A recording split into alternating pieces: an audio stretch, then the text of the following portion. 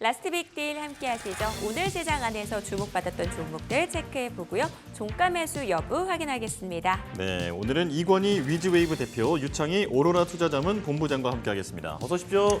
안녕하십니까. 네. 안녕하세요. 자, 오늘은 바이오 종목에서 먼저 살펴보도록 할게요. 사실 바이오 쪽은 8월에 굉장히 좋았었죠. 바이오 대장주 알테오젠부터 이야기 나눠보도록 하겠습니다. 자, 9월에 첫 거래일 바이오 종목들 좀 쉬어가는 모습인데요. 오늘의 조정을 매수 기회로 활용해봐도 될지 궁금해집니다. 알테오젠에 대한 두 분의 의견 들어보겠습니다. 두 분 모두 종가 매수 의견 주셨고요. 이건희 대표님 의견부터 좀 들어볼게요. 예, 8월에 좋았던 건 유한양이었던 것 같고요. 네. 예, 알테오젠은 1.27% 올랐습니다. 네. 8월 달에. 예, 거의 뭐 상승세는 유지하고 있는데 지금 급등 이후에 좀 쉬고 있는 국면이고요.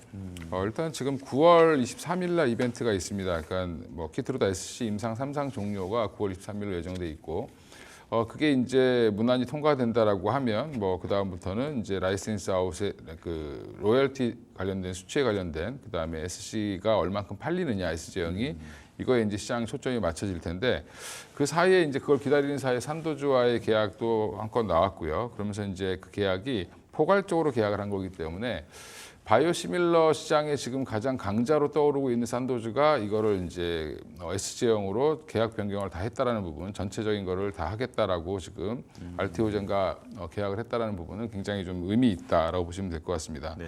일단 그 의미는 SG형 같은 경우, 키트로다 같은 경우는 뭐 로열티가 많아야 이제 뭐 한 5%, 적으면 한 3.3% 정도 이제 보고 있고요. 근데 지금 이 산도주와 계약했던 이 바이오시밀러 같은 경우는 오히려 지금 그 로열티 자체가 10에서 한 15% 정도를 보고 있습니다. 그래서 이게 굉장히 큰 금액이기 때문에 오히려 이게 나중에는 더 큰 효자 노릇을 할 수도 있다라고도 보고 있고요, 업계에서. 그 외에 이제 알테오젠이 또 기대하고 있는 게 지금 뭐 다이치 산교 ADC 전문 기업이죠. 표적 항암제 관련돼서도 이게 ADC를 SC로 적용하냐 마냐 지금 이제 추가 계약이 나올 거다 말 거다 이런 얘기들이 있는데 이것도 아마 하반기 안에는 어느 정도 결정이 나지 않을까 생각을 하고 있습니다. 그래서 앞으로 이제 일정 매매를 하시는 분들 입장에서도 지금 유한양행은 이제 기다리던 것이 이제 나왔습니다. 나와서 이미 주가가 좀 많이 올라갔다라고 하면 알테오젠도 물론 이제 이거를 선 반영해서 올렸다라고도 할 수 있지만 여전히 이제 기다리고 있는 마지막 이벤트가 남아 있기 때문에 그 불확실성까지만 제거한다라고 하면 알테오젠 여기서 뭐 한 40만 원까지의 랠리는 충분히 나올 수 있지 않을까 생각하고 있습니다. 대표님 추가적으로 궁금한 게 이번 하반기에 보면 이제 바이오가 주도주로 이제 기둥 역할을 확실히 해줄 것이다라는 분석은 많이 있는데 보통 전문가들은 CMO 기업을 좀 보라고 얘기를 많이 하더라고요. 알테오젠 같은 기업에 투자하는 건 어떻게 생각하십니까, 대표님? 예, CMO 기업을 보라고 하는 얘기는 뭐냐면 공부를 안 하고 싶으니까 CMO 기업을 보라는 거죠. CMO 그런가요? 기업은 단순하거든요, 그냥. 예. 수주 받고 뭐 많이 만들면 영업이익 많이 남으니까. 그러니까 바이오를 그러니까 내가 깊이 공부하고 싶지 않다라고 하는 쪽에서는 나 이것도 싫고 저것도 싫고 불확실성이 싫다라고 하시는 분들은 바이오텍을 안 봅니다 원래. 그래서 그러면 대안이 뭐냐면 삼성 바이오로직스, 바이넥스, 뭐 ST팜, 뭐 이런 그다음에 셀트리온, 예. 뭐 뻔한 얘기들 하는 거죠. 네, 그래서 오히려 그렇게 얘기하시는 분들 보면 기본적으로 바이오에 대한 공부가 좀 덜 돼 있다. 저는 개인적으로 그렇게 생각하고 있고요. 예. 그래서 지금 오히려 지금 바이오는 봐야 되는 게 물론 삼성 바이오로직스라든지 바이넥스라든지 다 좋은 기업이고 뭐 충분히 더 상승할 가능성이 있다라고 보고는 있는데 그건 이제 미국의 첨생법 관련된 이슈로 지금 보고 있는 거죠. 물론 이제 삼성 바이오로직스 실적이 됩니다만 여기서 뭐 120만 원을 갈지 110만 원을 갈지 좀 지켜봐야 될 것 같고요.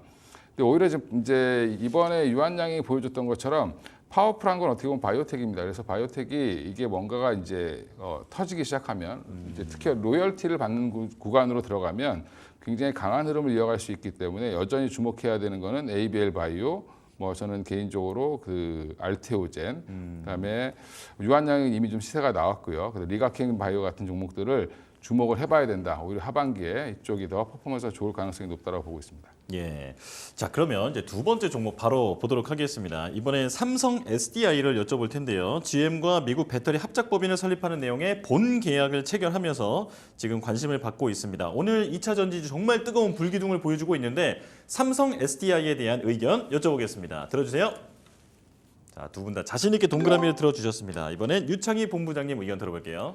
네, 오늘 사실은 배터리 2차 전지가 제일 강한 모습이에요. 네. 2차 네. 전지 덕분에 시장이 좀 버티고 있는 모습인데 사실은 2차 전지 상승이 나오기 시작한 거는 8월 중순부터였죠. 8월 중순에 이제 벤츠 전기차 화재가 발생한 다음에 약간 이제 BMS 쪽 그리고 좀 화재에 강한 전고체 관련된 종목군들이 움직임이 나왔었고 네. 그러면서 이게 조금 이제 8월 말로 갈수록 좀 확산이 되는 것 같습니다. 아무래도 이제 반도체라든지 뭐 자동차 그동안 시장을 이끌었던 쪽에서 조정이 나오다 보니까 약간 자금 이동이 좀 2차 전지 쪽으로 해서 나왔다 생각하고 있고 기술적이든 아니든 어찌됐든 오늘 같은 날도 큰 조정 없이 오히려 상승을 하고 또 상승폭이 확대되고 있다는 부분들을 본다면 9월 달은 약간은 단기 주도주 역할을 해줄 수 있지 않을까 그러면서 시장을 좀 방어해 줄 수 있는 어떤 모멘텀들이 좀 만들어질 수 있지 않을까 생각하고 있고요. 네. 지금 모건 스탠리 같은 경우에서도 2차 전지 관련해 가지고 약간 단기적으로 가격이 좀 많이 싸다라는 인식이 좀 있는 것 같습니다. 그래서 해외 IB 쪽에서도 2차 전지에 대해서 약간 긍정적으로 보고 있고요. 또 정부 정책에 대한 어떤 기대감들이 좀 있는 것이죠. 아까 말씀드린 것처럼 전기차 화재 때문에 전기차 포비아 이 얘기는 제가 이 시간에도 한 2번 정도 말씀드렸던 네. 것 같은데 그래서 관련된 기업들 특히 BMS 관련해서 강점이 있는 LG 에너지솔루션이 주가가 급등을 최근에 계속 상승을 하면서 40만 원도 회복을 해줬고요. 삼성 SDI 같은 경우는 전고체 배터리 관련해 가지고 조금 더 빨리 상용화될 수 있다는 기대감들 혹은 정부 정책 지원을 좀 받을 수 있다는 부분들이 좀 이슈가 되고 있지 않나 생각을 좀 하고 있습니다. 그리고 현재 사업 부분들도 상당히 좀 긍정적으로 해석되고 있는 부분들이 많이 있다 생각을 좀 하고 있어요. 미국 법인 쪽으로 해가지고 스텔란 그 그룹으로 해가지고 약간 매출이 계속 좀 증가하는 부분들이 좀 있고요. 그리고 ESS 쪽으로 해가지고도 조금 안정적인 매출 성장이 기대되고 있습니다. 특히 미국은 지난번에 테슬라 실적으로도 확인했듯이 ESS 시장이 계속해서 커지고 있는 부분들이 있기 때문에 이 부분에 대해서 계속해서 좀 주목을 해볼 만하지 않나 생각을 좀 하고 있습니다. 그래서 예. 오늘도 한 4% 정도 상승을 좀 보여주고 있는데 제가 봤을 때는 일단 아까 말씀드린 대로 반도체에서 2차전지 쪽으로 9월 달에 약간 단기적으로 주도적 역할을 해준다라면 충분히 삼성 SDI도 40만 원 정도까지 어떤 제한된 상승은 충분히 열어놓고 접근하는 게 맞지 않을까 판단하고 있습니다. 네. 9월 단기적으로 2차 전지 쪽이 시장 안에서 주도주로 떠오를 수 있다라고 말씀 주셨어요. 근데 많은 전문가분들이 2차 전지 쪽에서 셀사 쪽으로 보고 계시고 아직까지 소재 쪽은 얘기를 좀 안 해주시더라고요. 대표님께서도 셀사 위주로 봐야 되고 소재는 아직까지 좀 기회가 오지 않는다고 보시는 거예요? 또한 뭐 LG 에너지솔루션이 지금은 가장 좋아 보이고요. 네. 일단 추세 전환에 성공한 종목은 유일하게 LG 에너지솔루션밖에 없다라는 부분이고, 그리고 지금 LG 에너지솔루션은 좀 좋은 호재들이 좀 여러 가지가 있습니다. 그러니까 아까 뭐 BMS 시스템 관련돼서도 이제 말씀해 주셨는데 그 외에도 이제 건식 공정의 도입이라든지 그 외에 또 4680 배터리의 출시 이런 것들까지 이제 호재로 작용할 수 있다라고 보고 있고요.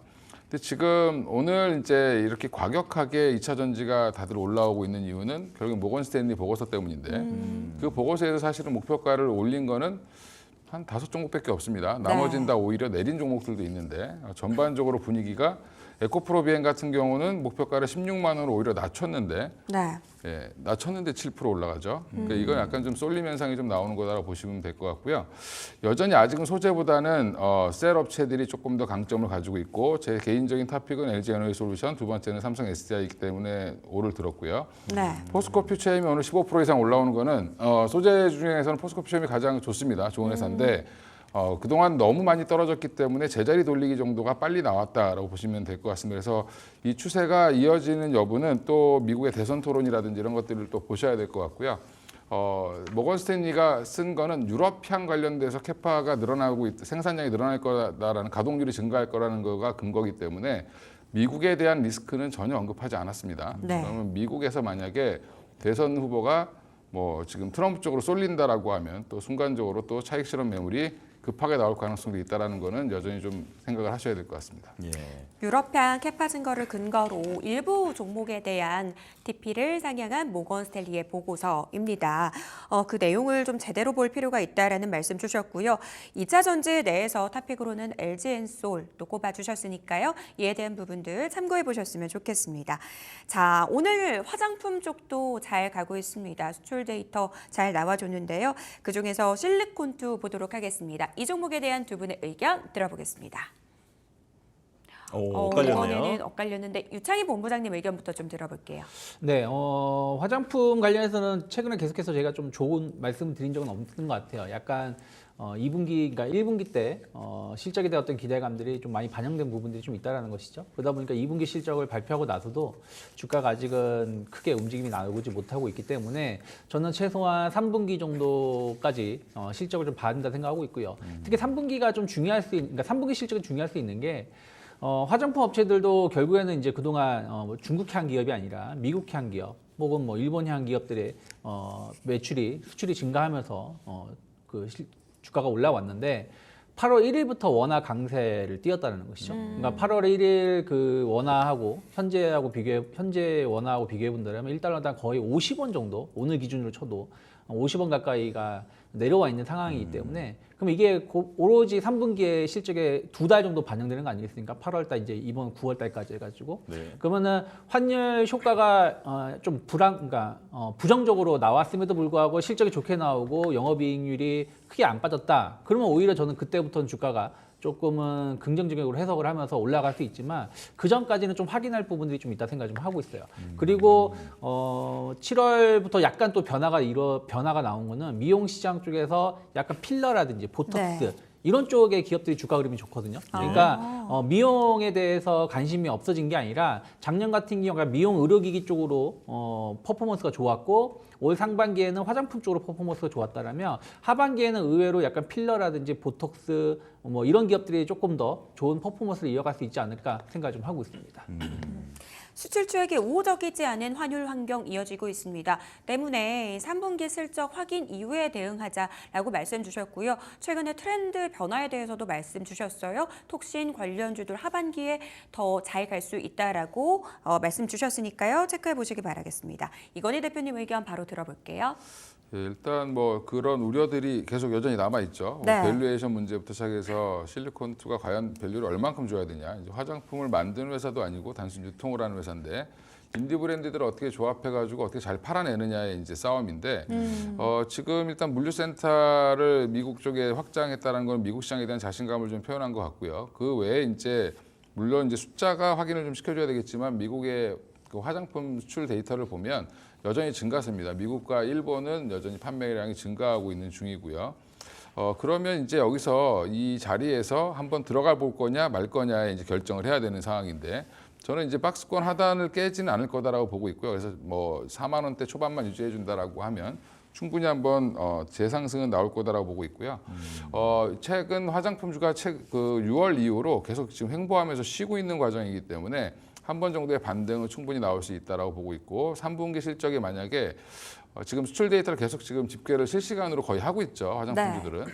그러면 이제 이게 생각보다 좋다라는 느낌이 들면 더 빠르게 움직일 수도 있기 때문에 실적 확인 전에 먼저 갈 수 있다라는 부분에서는 그런 부분들도 좀 고려하셔서 매매를 하셔야 될 것 같습니다. 예, 자 실리콘2에 대해서는 두 분의 의견이 엇갈렸다는 점 투자자분께서 참고를 해주시면 좋겠고요.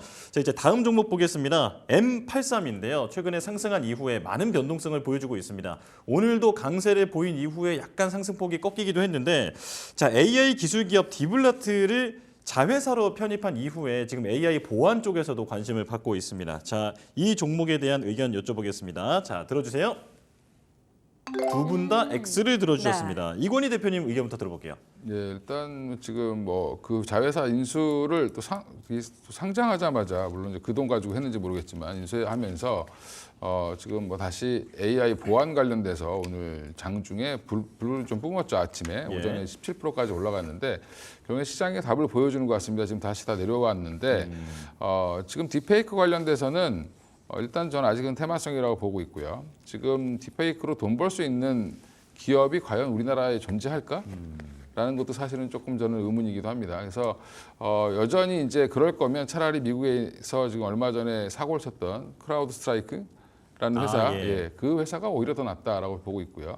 그러면 지금 보안주는 이런 네. 이슈가 있을 때마다 한번 올랐다가 대부분 빠집니다. 근데 M83 같은 경우는 특히 또 이제 특수효과에 관련돼서 좀 강점이 있는 회사죠. 근데 이쪽이 지금 2천억 정도에서 지금 상장 후에 굉장히 좀 주목을 받았지만 사실은 지금 그렇게 따지면 뭐 덱스터라든지 기존에 있는 회사들은 여전히 주가가 안 좋습니다.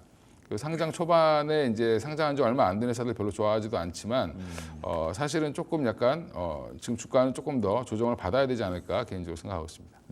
네. 크라우드 스트라이크를 설명을 해주시면서 확실한 기술력을 갖고 있는 곳에 투자하는 게 오히려 맞겠다라고 이건희 대표님께서 말씀해 주셨는데요. 유창희 본부장님은 어떤 의견이십니까?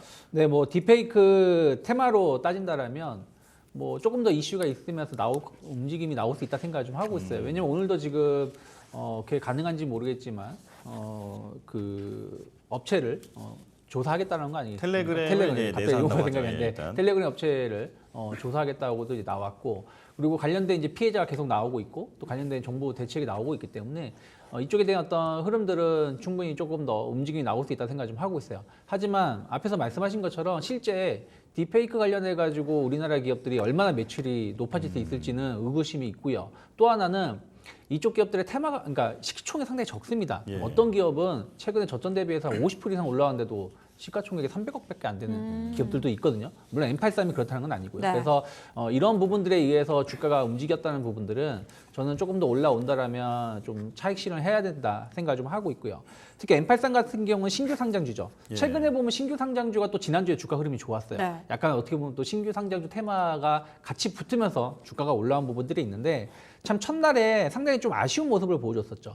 상승이 잘 유지가 되고 있다가 마감 1시간 정도 남겨놓고서는 급락세가 나오면서 주가가 긴 윗꼬리가 나오면서 마감을 했거든요. 근데 오늘 딱 이제 그 언저리까지 좀 반등을 주고 오늘도 약간의 차익선 매물이 나오면서 결국 강보합권으로 좀 내려와 있는 걸 본다라면 딥페이크의 이슈에 의해서 약간 주가 변동성은 있을 수 있겠습니다만은 이것이 어떤 본질적인 가치를 증가시킬 가능성은 좀 제한적이지 않을까 판단하고 있습니다. 본부장님, 그렇다면 이 딥페이크 떼고 네. M83 자체만의 어떤 성장세에 대해서는 어떻게 전망하십니까? 그것도 저는 조금은 확인이 필요한 게 아까 말씀하신 것처럼 덱스터라든지, 그러니까 항상 신규 상장하면 덱스터 같은 경우 그때 제 영화가 제 생각이 안 나네요. 그 신강만가요? 신과 함께. 신과 함께. 네, 그걸 제작했다고 하면서 엄청난 네. 이슈가 있으면서 주가가 반응을 했는데 그 이후에는 또 별다른 어떤 소식은 없으면서 주가는 약세를 띄었거든요.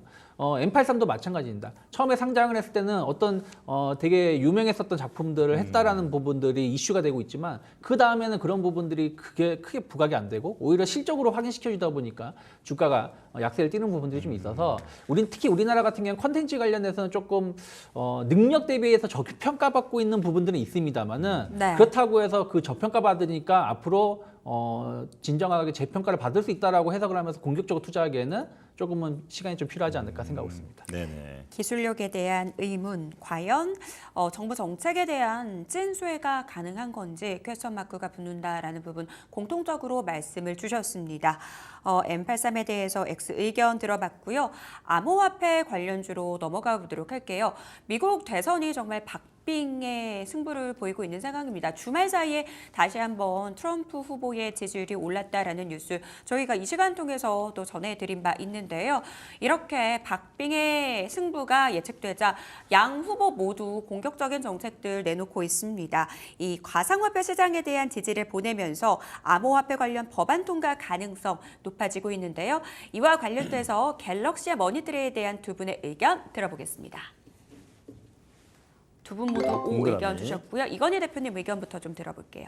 네, 일단 지금 법제와 관련돼서 뭐 지금 계속 재개가 될 거라는 기대감이 있고요. 지금 현재 들려오는 얘기로 보면 국회에서도 적극적으로 지금 이거를 토큰 증권에 관해서 법제화를 좀 만들어내겠다라는 지금 의지가 좀 나오는 것 같습니다. 최근에 여기에 지금 뭐 트럼프 관련된 이슈도 뭐 자극을 할 수 있는데 일단 갤럭시와 머니트리 최근에 이제 그동안 준비해왔던 사업들이 이제 제도화가 안 되면서 좀 실망감이 좀 많이 빠졌던 그런 부분들이 다시 한번 최근에 보면 주가가 반등하려는 의지가 굉장히 강하죠. 그래서 오랫동안 거래가 안 되다가 거래가 다시 재개되기 시작했습니다.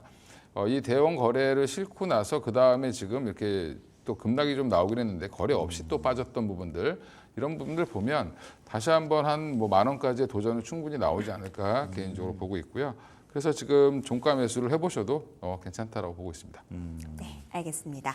바로 이어서 유창희 본부장님 의견 좀 들어볼게요. 네, 말씀하신 것처럼 이제 그 전 국회에서는 폐기가 됐죠. 5월달에 이제 폐기가 된 것이고 이번에 이제 다시 토큰증권 법제화를 추진한다라고 하는 겁니다. 그래서 빠르면 다음 주 정도면 결론이 나올 수 있다 생각 좀 하고 있고요. 물론 추진한다고 해서 바로 통과되는 건 아니지만 이번 국회에서는 통과될 가능성이 상당히 높다라는 것이죠. 그리고 이제 금리가 인하를 하게 된다라면.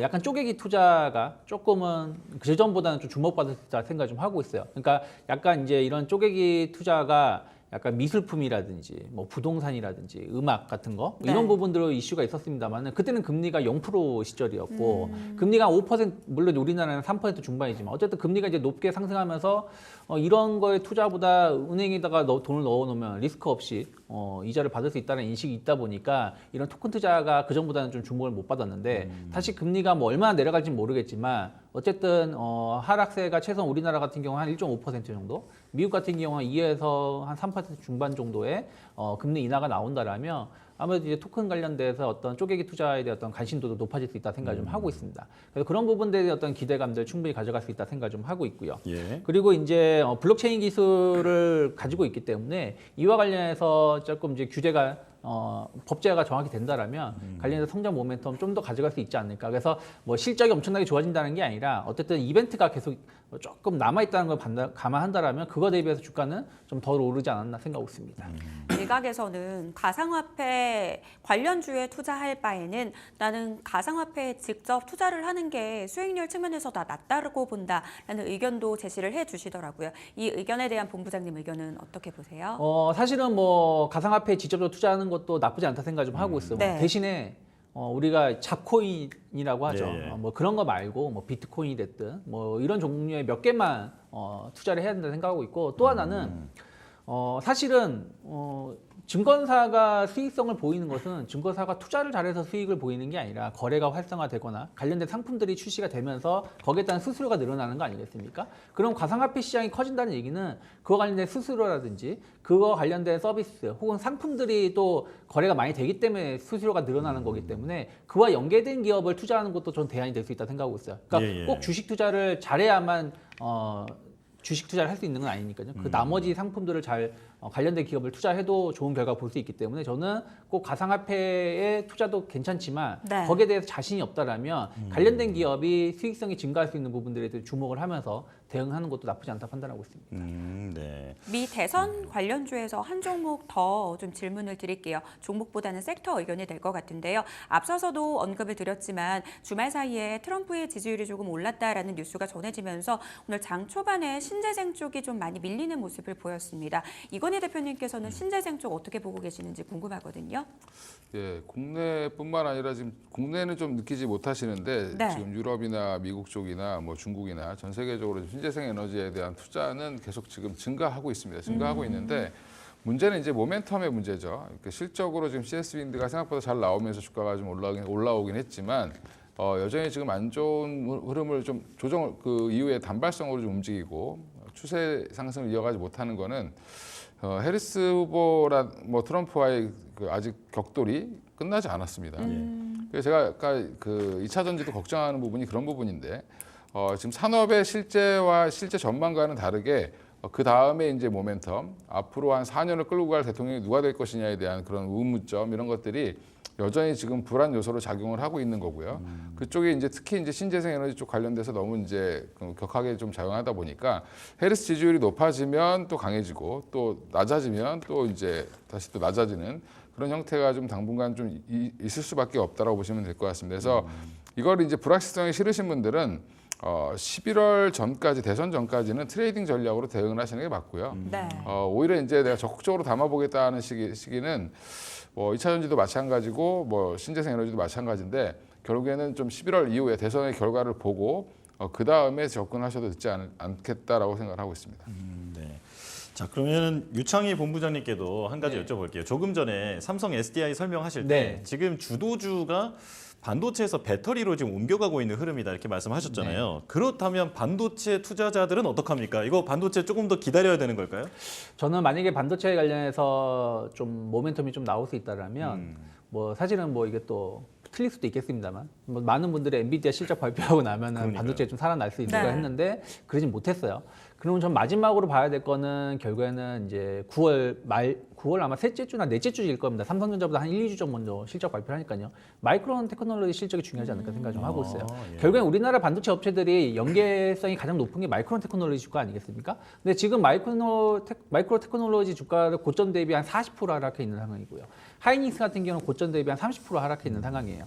그래서 마이크론 테크놀로지 실적이 만약에 좋게 나온다라면 분명히 좋게 나올 가능성이 높다 생각하고 있는데 그러면 삼성전자라든지 하이닉스의 실적도 추정이 가능하잖아요. 마이크론이 이 정도 그렇죠. 나왔으면 네. 삼성도 이 정도 나올 거고 그러면은 그 예상치가 우리가 생각하는 것보다 높다. 그러면 그때서는 약간 저가 매수세들 충분히 들어올 수 있지 않을까 생각 좀 하고 있어요. 그래서 만약에 저는 일정 매매를 해서 반도체를 좀 공격적으로 담는다라면 저는 한 9월 한 셋째 주 정도서부터 크게 하락하지 않고 저점을 좀 다진다는 전제하에서 뭐 하이닉스, 삼성전자를 우선순위로 좀 매수를 하고 그 다음에 약간 HBM이라든지 소재 이런 기업들 중에서 약간 실적이 좋게 나왔음에도 불구하고 주가가 최근에 한 6, 7월 달, 6, 7, 8월 달 많이 하락한 종목을 중심으로 해서 분할 매수하는 전략 가져가시면 그게 마지막 기회가 아닐까. 근데 그럼에도 불구하고 주가가 하락한다. 네. 그러면 반도체는 솔직히 말씀드리면 상당히 조금은 보수적으로 좀 연말까지 봐야 되지 않을까 생각하고 있습니다. 예. 우리나라 기업들의 이 반도체 쪽에 가늠자가 될 수 있을 마이크론 테크놀로지의 실적 발표 대기하고 있습니다. 이에 대한 내용 체크해보자 말씀 주셨으니까요. 투자에 참고해 보시기 바라겠습니다. 저희는 마감 지보 듣고 돌아오겠습니다.